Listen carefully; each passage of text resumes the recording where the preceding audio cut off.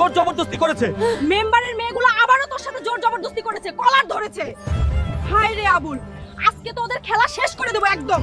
কি রে মেম্বারের মেয়ে, তোদের কি খেয়ে কোনো কাজ নেই যে রাস্তায় ছেলেদের সাথে জোর জবরদস্তি করিস? দেখ আজকে বুলবুলি তোদের কি হাল করে না।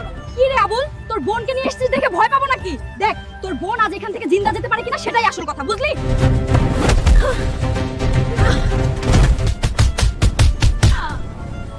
কি রে, কই গেল তোর পাওয়ার? ভাই মেম্বারের মেয়ের হাত থেকে আমার বোনকে লাইক করে শক্তি দাও, তারপর দেখো বুলবুলির পাওয়ার।